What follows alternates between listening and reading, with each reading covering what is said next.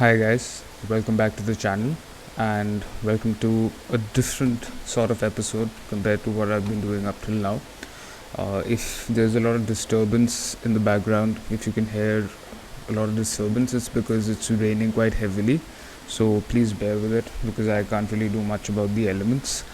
Anyway, so this episode is not about sports, it's not about football or MMA. This episode is about a very important issue that every Indian probably is talking about at this point. And through my conversations with some of the people I know, I've come to realize that even though people know about what is going on in Manipur at the current moment, a lot of people are not aware of Manipur's history and where the conflict originates from. So this video is geared towards explaining the history of the state and understanding the origins of this conflict. We will go through the timeline of the conflict as well. So let's get into it. Now, to start understanding the Manipur issue, we need to first understand the geography of the state, which is a very important factor in this issue, and also the history of that state. So where it came from, why it is in the geographical and geopolitical situation that it is in now, and how that has affected the demographic of the state, which is going up against itself at this point. So if you look up the map of Manipur, you will realize that Manipur borders 3 Indian states. So out of the 7 sisters that make up the northeastern states of India, 3 of them border Manipur, and the largest land border that Manipur has is with Myanmar, which was formerly known as Burma. So this geographical situation has a huge effect on Manipur itself. So if we look at the demographic of Manipur, you will realize that 90% of the land in Manipur is in the hills, and there is a valley in the middle, which is 10% of the state's landmass. And population wise or demographic wise, the 90% of Manipur, the circumference of Manipur, is generally where the Nagas and the Kuki tribes live.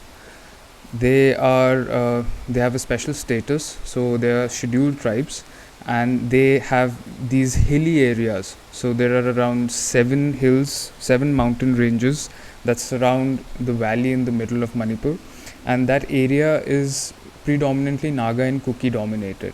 The valley, which is the 10% of Manipur's landmass roughly, is a Meitei dominated area.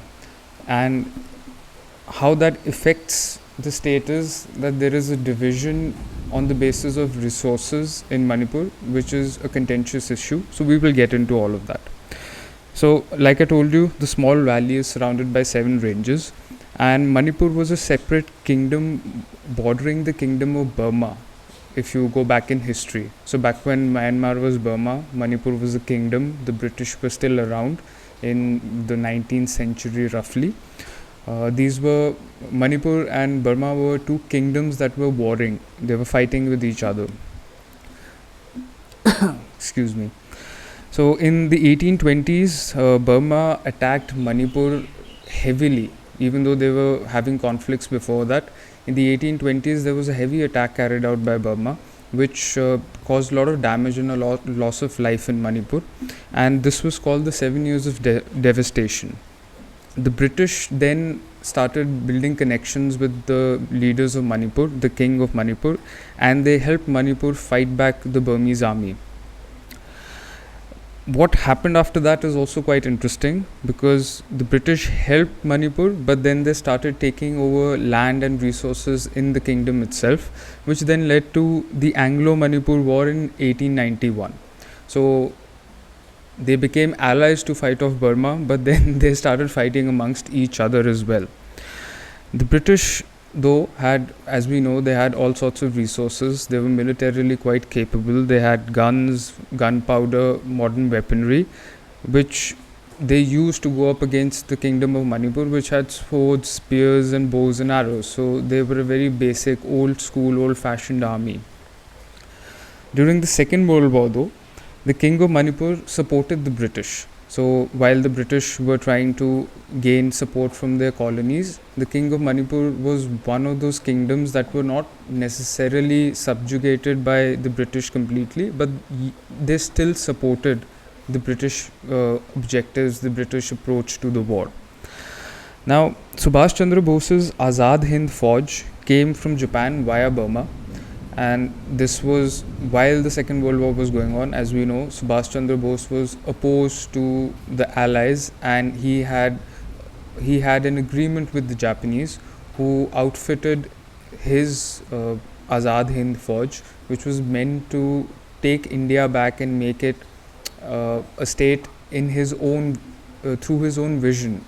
And he came to Manipur through Burma and started a conflict there. Now, the tricolour was raised for the first time in India in Moirang on 19th April 1944, and Moirang is a place towards the bottom of Manipur, so towards the bottom tip of Manipur, and that was the first place where the Indian tricolour was raised in India itself. So that is a significant event in Indian history that Manipur has played a huge part in. But the British stopped the Azad Hind Fauj, the Azad Hind army, from entering Imphal. So even though they got to Moirang, they got into Manipur, they raised the tricolour, they could not reach Imphal, and they were halted there. Now, the king of Manipur then signed a merger agreement in 1949, post-independence, and merged with India. And there was a succession of decisions and agreements made that see us treating Manipur as a state now, today. So these are important factors in Manipur's progression. Like I said, they signed the merger agreement in 1949 with India. In 1962, Manipur became a union territory. And in 1972, Manipur received statehood. So in 1972, Manipur became a full-fledged state of the Indian subcontinent, or the Indian nation. Now, this is a basic history of Manipur, and this will tie into certain factors that I will talk about later. Now we will switch on to, from the history of Manipur and the geography, we will go to the internal conflict in Manipur. So, like I told you before, 90% of the hilly area, or 90% of Manipur's landmass, is a hilly area that surrounds a valley in the middle. Now, this hilly area is Naga and mostly Kuki dominated, and the Kukis and the few Naga tribes that are there, they are predominantly Christians. The 10% area that is in the middle, which is the valley, is a Methi dominated area, who are mostly Hindus, and they have some Muslims and a few Buddhists as well. So this is the basic demographic of Manipur as a state, even today. Now, the Nagas and Kukis, like I told you earlier, are scheduled tribes, and they are a tribal populace that has 20 of the seats in the Manipur State Assembly out of the 60 total seats. And this is part of the issue. Now, there are bills in place, there are provisions in place that make sure that the hilly areas of Manipur can only be owned by the Nagas and the Kukis, mostly the Kukis, and this allows them to buy land there without having to compete with the other tribes or outside influences. So they have a grip on the land owning capability in that area. The Metis, on the other hand, the Nagas and the Kukis are 45% of the total population of Manipur, but they have 90% of the land, even though that land is not the best land in the state because it is hilly. You cannot irrigate much there. It is a difficult terrain. Now, if we switch over to the Metis who live in the valley, they make up 55% of the population of Manipur, but they only have 10% area. And whatever reservations that they get, whatever few reservations they get, come under the OBC, so other backward classes, and SC, scheduled castes, So it is a very different system of reservation for them. The Metis, though, have the political power because, like I said, they make 55% of the population, and out of the 60 seats in the state assembly, they lay claim to 40 of those seats because the larger section chunk of the population lives in the valley. One of the issues now is that the Metis want a scheduled tribe status, just like the Kukis and the Nagas from the hills do have. Why they want this is because they want the ability to approach resources in the state the same way the Kukis do, and this is a major part of the issue today. The Kukis state that the Metis are educated and politically powerful, which is true, and this is part of the reason why they are opposed to this demand of the Metis to get the scheduled tribes reservation.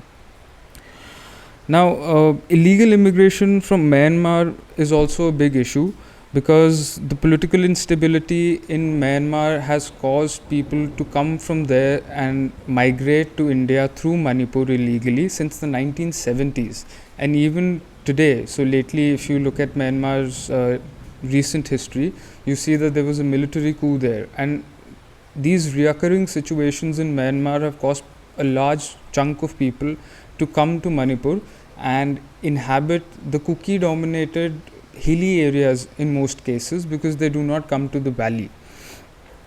Now, the Manipur government has stated that there are 1300 acres of land growing opium in the Kuki regions, so in the hilly regions, and this has become a contentious issue as well because obviously, as is the case in India, in Manipur as well, it is illegal to grow opium without prior consent from the government and without establishing a chain of supply to government institutions which use opium for medication. Now, the Kukis state that this is a targeted drive to steal their land because what the government does is, if it declares your land to be growing opium illegally, they seize that land and they take it away, which the Kukis say is a way of land grabbing that the government of Manipur is using to take away their one resource. Now, there was an eviction drive in February of this year that took away land from forest dwellers, citing it as encroachment. So, tribal forest dwellers from the Kuki and Naga demographics had certain areas that they were using as their own area or their own property, which was seized by the government because they stated that it was encroachment. The government was then accused of anti-tribal activity, and due to heavy protests and the loss of 5 lives in Manipur, the state cabinet withdrew the suspension of operations against the Kuki National Army and the Zomi Revolutionary Army. So the Kuki National Army and the Zomi Revolutionary Army, due to these prolonged conflicts between the Metis and the Kukis predominantly, have become these two groups that are labeled as terrorist groups, but according to their perspective, they are fighting for the rights of their own tribe. And there has been a suspension of hostilities between the government forces or the armed forces or the state police, armed police, against these groups because the agreement states that if the Zomi Revolutionary Army and the Kuki National Army do not cause havoc in the state, if they do not cause violence in the state, then the government is not going to come after them. But this agreement was scrapped by the government. Now, both are deemed, like I said, as militant outfits. So they are not seen as legalized registered groups that align with the Kuki population. They are seen as militant outfits that carry out illegal activities. The government, like I said, is Metis dominated. They have a majority of the seats in the state. And this has also caused a lot of disharmony between the two groups because the Kukis now and for a long time have felt that the Metis are using their political power to grab their land, to take away the one resource that they have, and they already are not making decisions that are in favor of the Kukis as well. So this is causing a lot of disharmony between the two groups. Now, since we understand the geography, history, and the crux of the issue between the two states, let's get into the timeline of how the conflict escalated and understand how it progressed to the point that it is at now. On the 1st of April this year, the Imphal tribal colony saw 3 churches demolished on the grounds of illegal construction. So, the tribal colony in Imphal, where Kukis and Nagas, those groups who are majorly in the hills, also live, they had 3 churches there that were demolished because it was said that they were illegal construction, and this was seen as a Methi versus Kuki issue. So then a lot of disharmony started brewing up.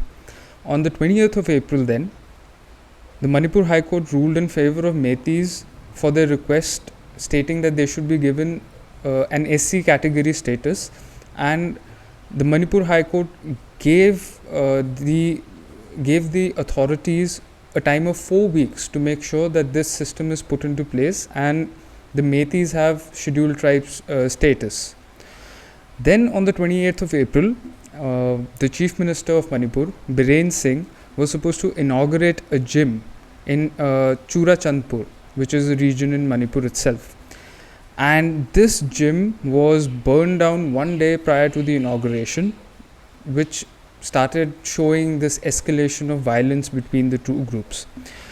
As a result of that, as a result of such a direct attack on the government and a show of force against the government, Churachandpur, 2 other tribal districts and 5 non-tribal districts were put under curfew. So curfew was imposed in these areas, presumably to stem the violence. On the 3rd of May though, the All Tribal Student Union organized a tribal solidarity march where 60,000 people of the tribal community were involved. So this was mostly the Kukis who were organizing this march and trying to protest against the steps that were taken lately by the government. On the 3rd of May though, we've already gone through that. So the subsequent rally then turned violent in the Torbung area of Churachandpur, and then this became a full-blown Methi versus Kuki conflict. The Methis and the Kukis started burning each other's homes, places of worship, and in general any building that was owned by the opposite group. 60 people died in this conflict and roughly 1,700 homes were burnt at that point. On the 5th of May then, 23,000 people were evacuated from these different districts. So 3 tribal districts and 5 non-tribal districts saw roughly 23,000 people leaving their homes, their properties and their livelihoods and being taken away for the purposes of protection. On the 4th of May, Article 355 was imposed. And then 2 months have passed since these incidents these incidents happened, and in those 2 months 142 people have died, 300 plus have been injured, and 50,000 people have been displaced. Now if we look at a little bit of how this conflict has originated, we go back to that thought process again. The Methi kings were very close to the British and they got better opportunities, better land that was better suited for cultivation, and a lot of political power, which all of these resources you can still see them as a part of the Methi group's abilities or the Methi group's portfolio per se, even at this point. And the Kukis have stated that the Methis have consistently throughout history and even at this point made decisions that are against them or that do not take their interests into account. So this is basically what the whole issue is about. Now, I personally have no interest in picking sides. I will not say that the Methis are correct in doing what they're doing to the Kukis, or the Kukis are correct in doing what they're doing to the Methis. The one thing that I would like to bring up though is the fact that on the 4th of May, there was an incident that has come out now where 2 Kuki women were paraded naked, and one of them was also subjected to sexual violence, extreme sexual violence. And the FIR for that was not registered till the 18th.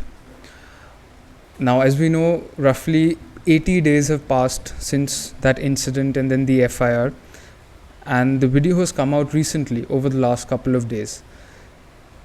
Till the video came out and became public knowledge, no action was taken against the roughly 900 accused Methi people that were involved in that incident. This does show that the government and the police have shown a lack of interest and a lack of decisiveness in handling the issues in Manipur. And even the center has not gotten involved to the degree to which it should have. The one silver lining, though, that I see is now that the Kukis and the Metis, the women in these two tribes, have come out and supported each other in the sense that they want women to be safe from either tribe. They do not want, as Methi women, they don't want the Kuki women to suffer, and as Kuki women, they don't want the Methi women to suffer either. So that is one good thing, because both tribes, or the female sections of both tribes, have found a commonality between themselves where they do not want violence against women to escalate. Another thing that I would like to point out is the government took away the internet from Manipur, stating that false news or fake news can cause a lot of issues. The counter to that is, if the internet services were not disbanded, then an incident that occurred on the 4th of May would not have taken so long to come out in public. Does it make sense to take away a basic resource in today's time and cause a lot of disharmony and confusion in Manipur?